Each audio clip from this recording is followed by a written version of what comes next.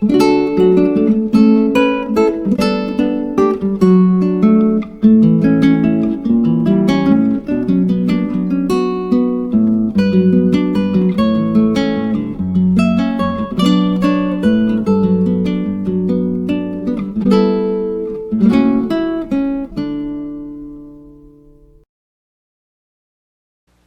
everyone, this is Rebecca from Papeterie de Choix, and welcome to Freelance Friday.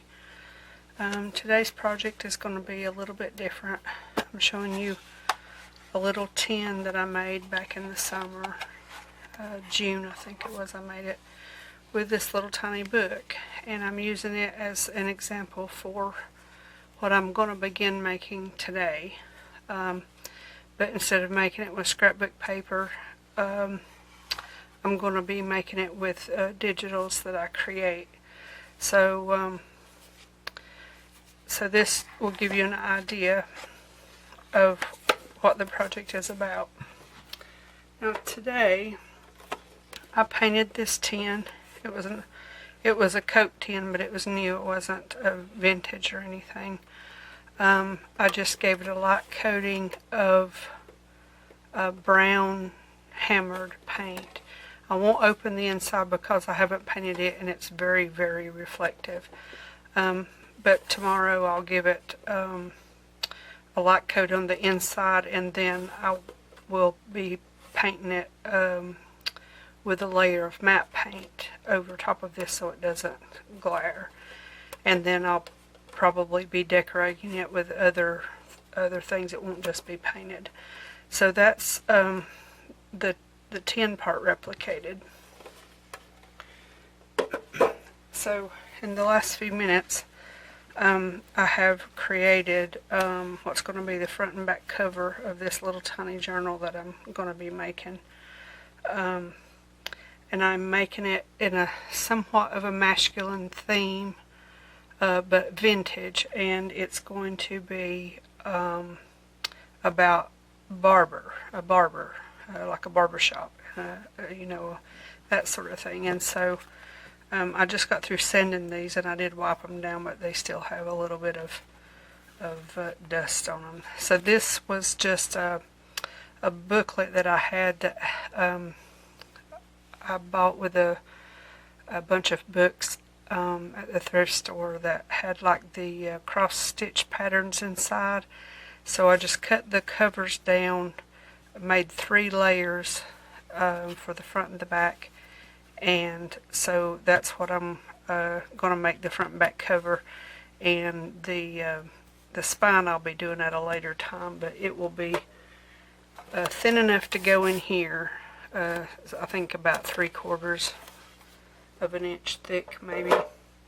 So what I'm going to be doing right now is I'm going to be painting these with some I think I picked out antique white. Yes, antique white.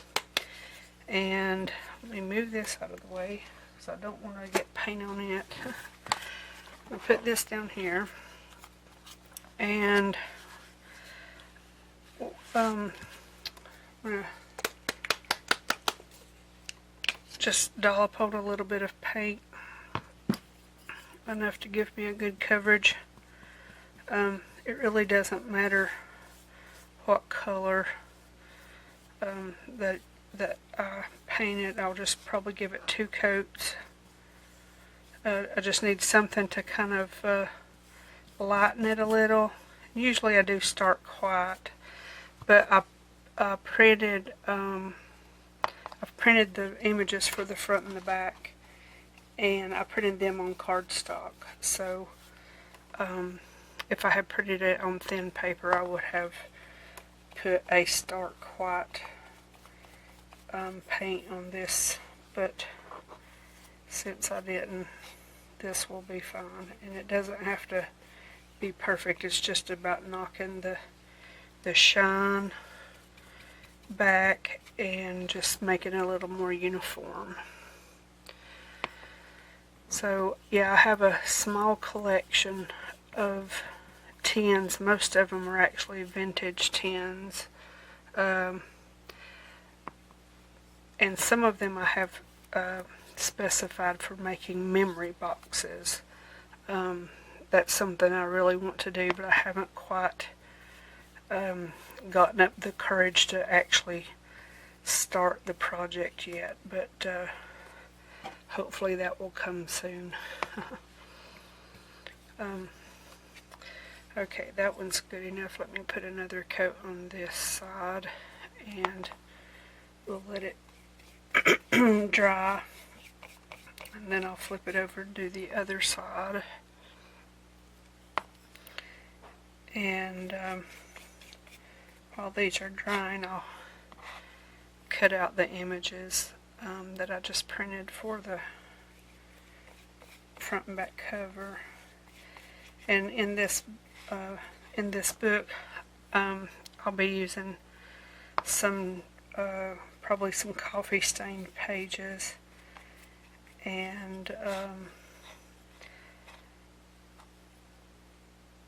I don't want to use any scrapbook paper though, so I'll probably just use some tea stain pages and then some other vintage pages, but all of the imagery, I'll put it that way, all of the imagery is stuff that I'm going to be printing and making ephemera from it. So I'm going to pause the camera just a second, go wash this paint off my hands, and set this aside. I'll be right back. Okay, so this project will have a few parts. I'm not sure how many. I'd say 3 at the very least. This is going to be the back cover. I'm just going to cut down through here and just cut it down a little bit. And find my scissors that I had here just a second ago. And got a little bit of frog in my throat. It's been a little bit chilly here. Yeah, I like to dot the corners. Now this one I'm not going to dot. Well, yeah, I guess I am too, but I'll do it a little differently. It just makes it easier to line up on the trimmer. At least that's to me. They're just easier to line up if I dot the corners. That way I know exactly where the blade is. So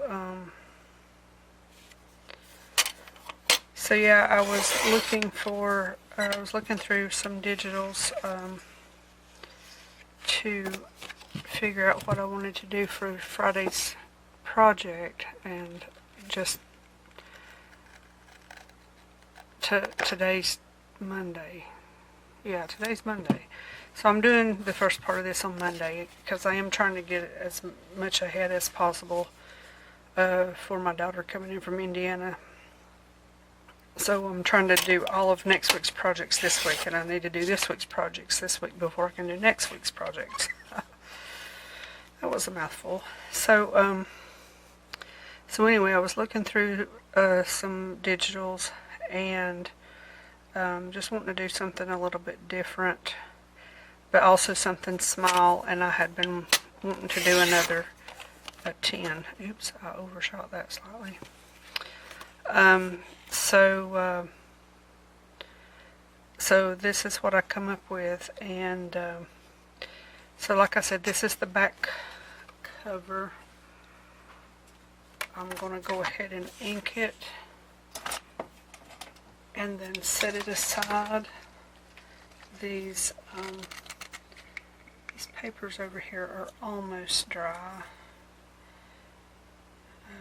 Not quite, but almost.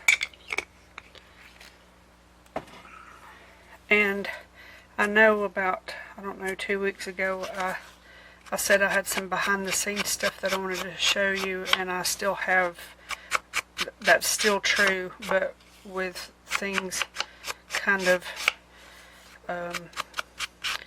my time kind of being the way it is right now, I won't be sharing any behind the scenes or any of the extra stuff that I'm doing until after my daughter's visit from Indiana, just to keep me sane. Okay, so we'll put that aside over here. And let me check these. They're still dampish. Now, here is going to be the cover of this little book.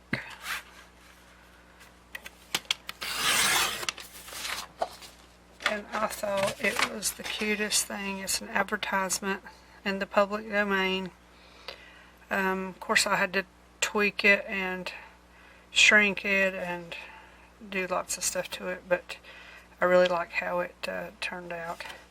So this is going to be, like I said, the cover. And then I've got more files that I've yet to edit that will be ephemera within the journal. And it will probably be 2 signatures. I think for it to be 3/4, I think one is just too thick of a signature, but it'll probably be 2 signatures. And just a little, I left a little white. Let's see if I can. I probably actually ought to use the knife, because all that does is, yeah, I'll get that with a knife here shortly.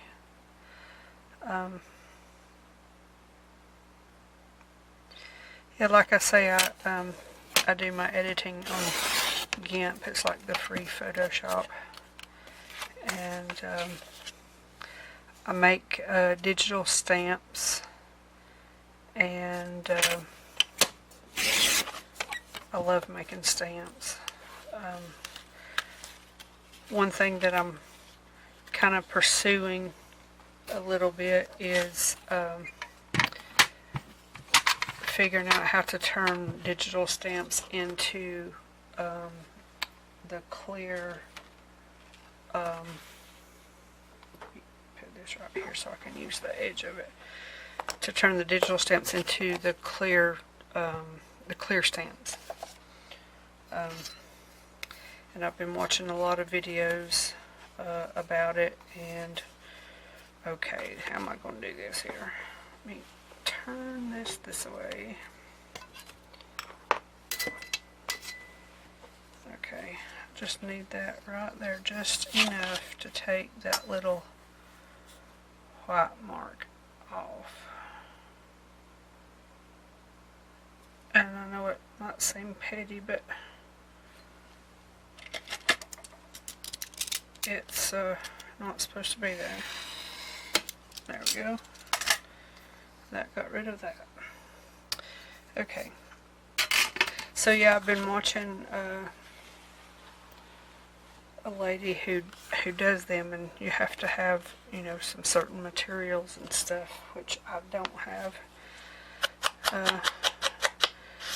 But one of these days, in order to make actual physical stamps, I need a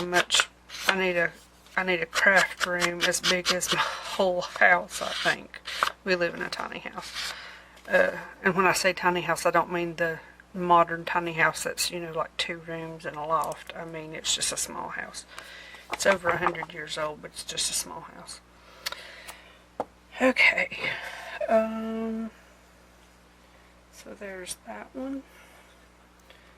Let's see, these are, I think, dry enough for me to flip them over. I mean, the paint's not coming off on my hands, so that'll work.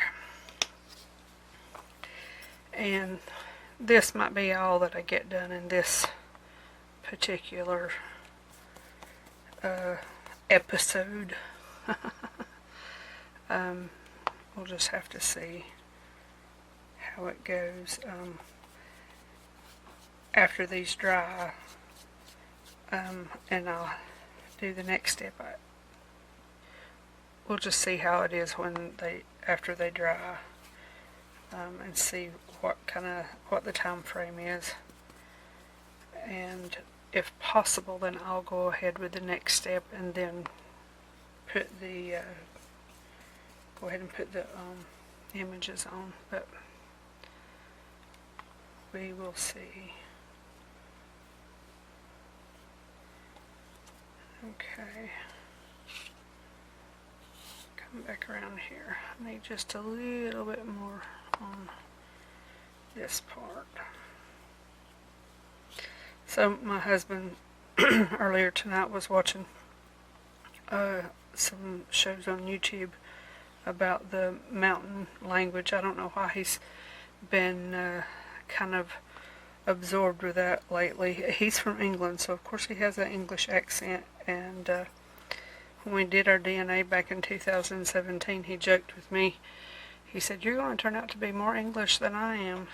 And I'm not, but I am close as far as at least what they told us. But anyway, he's been watching that, and every time they get ready to say this mountain word, I say it before the narrator does, and he just looks at me, and I'm like, well, I know the words. Some of them,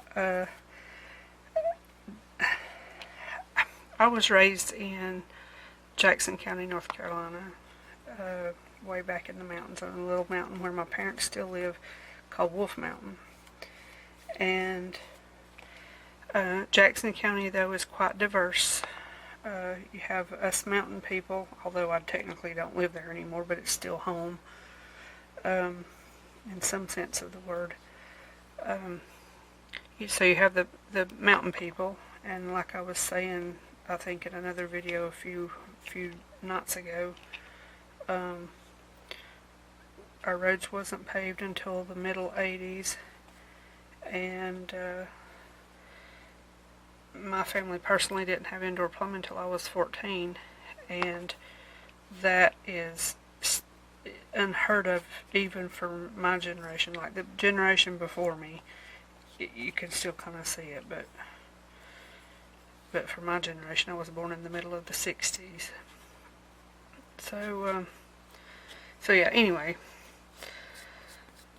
So all these words that these people were saying, and I was like belting them out before the narrator got a chance to. One of the things that the narrator was talking about was when they told about ghosts and stuff.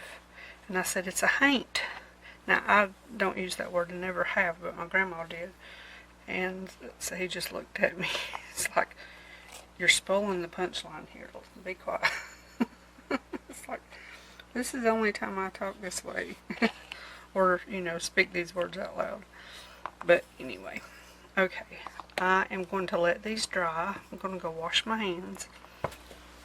Okay, so these are dry. And so I'm going to go ahead with the next step, and it's going to be close, but I'm going to try to make this work.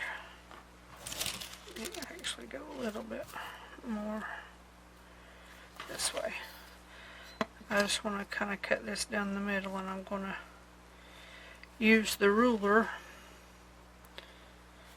so that it's even,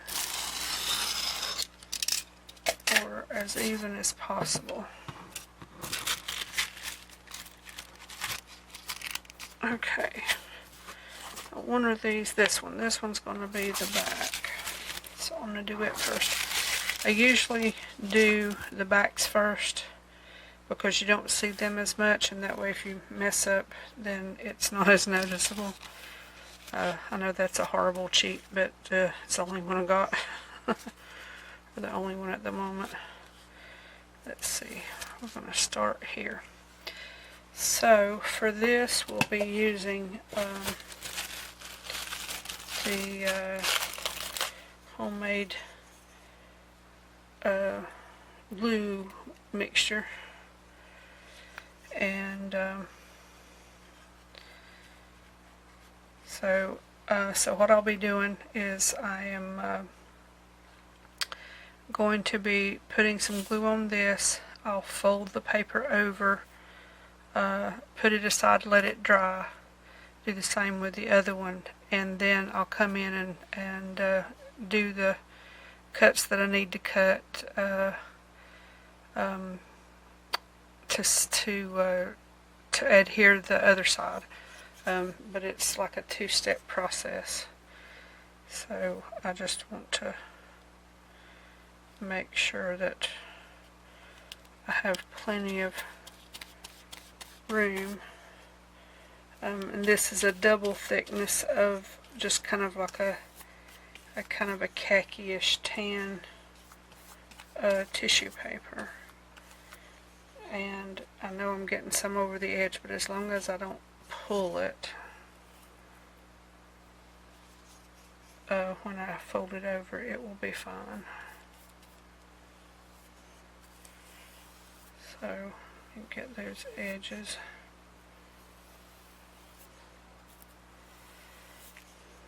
So gently, gently.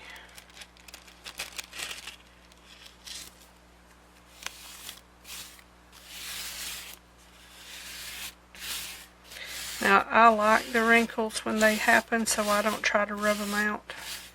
I think that's part of what helps give it a vintage look. Okay, so I'm going to ease this to the side over here. And I have my old irons that I'm going to sit on top of it.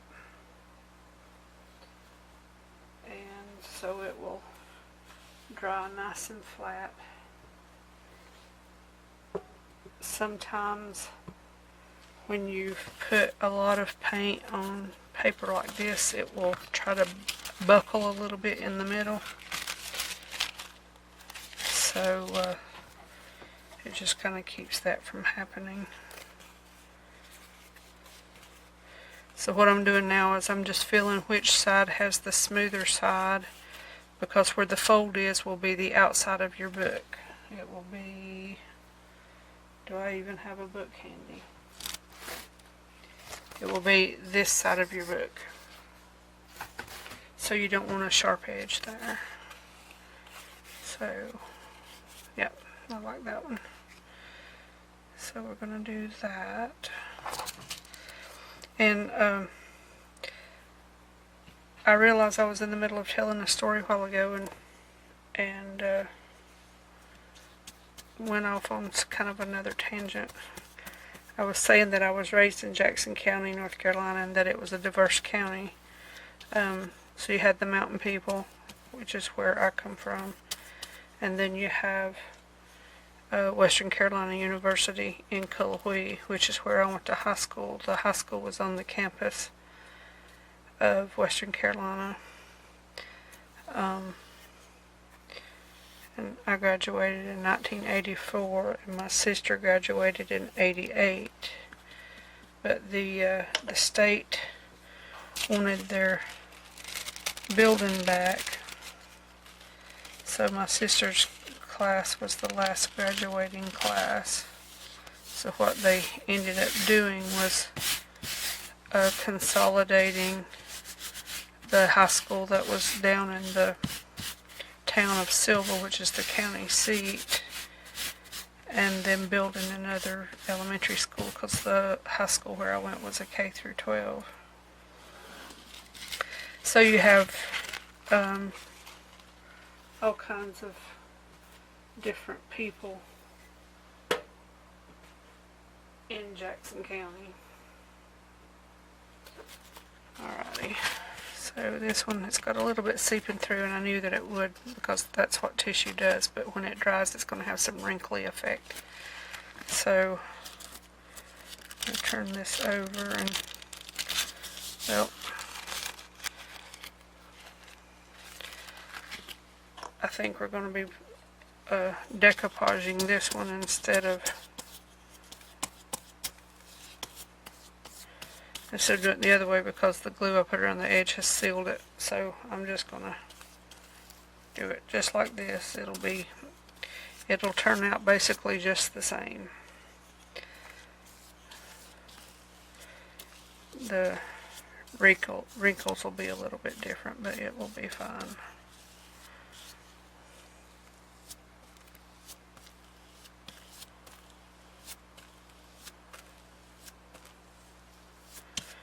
Okay.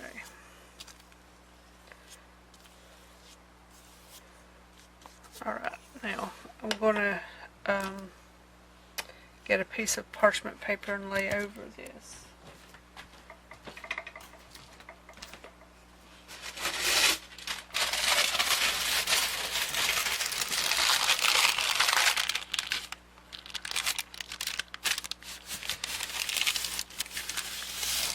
Because the parchment paper won't stick, but if I put something on this to make it flat, then it would stick to whatever that would be. And we don't want that to happen. So we're going to do the same thing with this one. Just put a little bit of glue on it to hold it down, or glue it down. So, yeah, when I was in high school, because I only went to that school 9 through 12th grade, 9th through 12th grade. So for my sister and I to go to school was an hour and 10 minutes one way on the school bus. So all of us kids, the community I grew up in is called Little Canada because it was discovered by 2 Canadian trappers, and they said it looked just like where they came from, so that's what they named it. That's the story that's, there somewhat officially, I suppose. Anyway, so for those of us who lived way back in the boonies, we got to leave school an hour early. And so there were some kids that didn't care for that. And didn't like us mountain folks leaving early and all that. So, yeah. So I don't have any real, I put this on this one. I don't have any real emotional ties to high school or the place or the people or anything like that. I only had really one good friend in high school. She was a year older than me, but she actually passed away about 3 years ago, maybe 2 years ago. Anyway, not all that long, and which was a total surprise to me. Okay, so they're dry and ready to be trimmed, and so I'm going to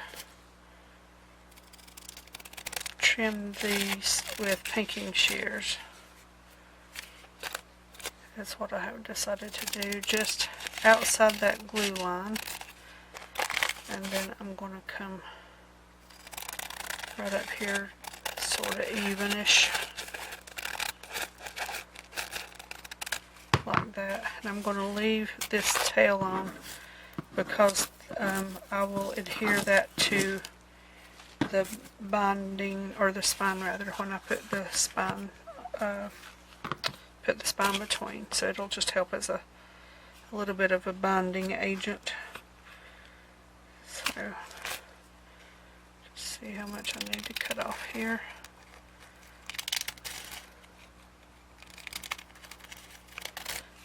Okay, I think I did not follow that line correctly. Let's come in a little bit. Oh, okay. And this one's also going to be very close. I'm just going to have to barely nip it just enough to give it the illusion that it's got some deep. I knew it would be close. and it was.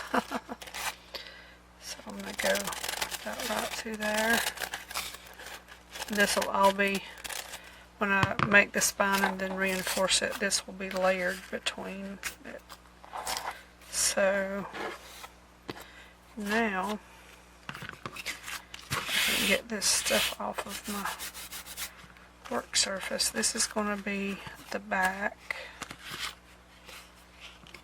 At least not all. How did I have this figured out? The back and the front. Right. Yes. No.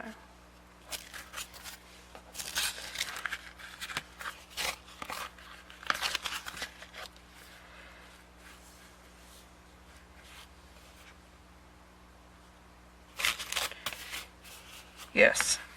Okay. Thought I was losing my mind there for a second. Okay. So like I was saying a while ago, I'm going to do the back first. But this is the front. That's what's messing me up. Okay. So let's do the back first. Oh my goodness. So I'm just going to kind of center that like so. And once I glue it on, I might put brads or something like that, because I will be putting another sheet on the inside and it will cover anything that I put through it. So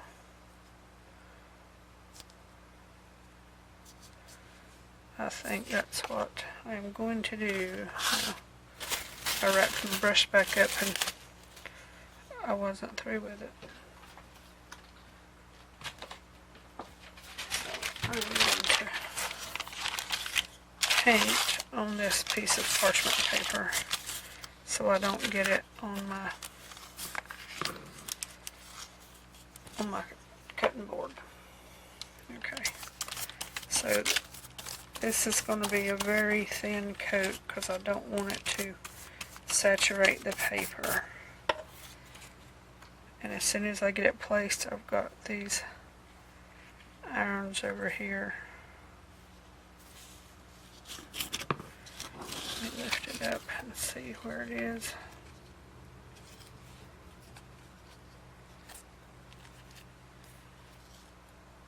That looks pretty good. Alright, let me swap it down, smooth it down rather. And I'm going to put an iron on it.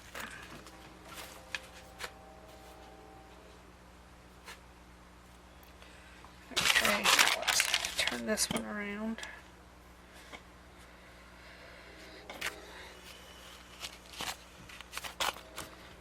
And I've already forgotten what I was doing.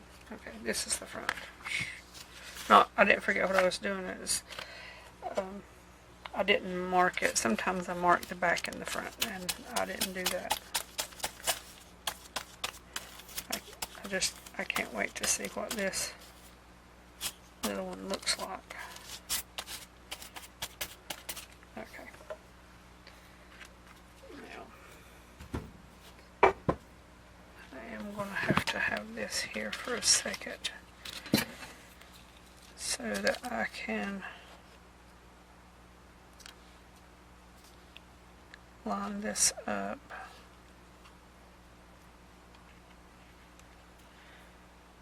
Because I like things to be even.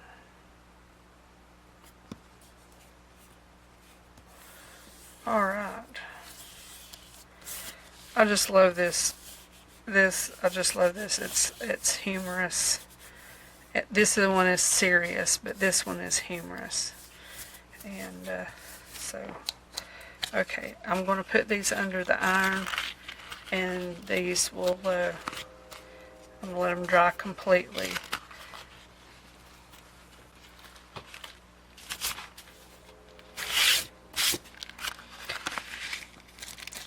So this wraps up the first part of the Freelance Friday video, and I will be back next week with the next steps.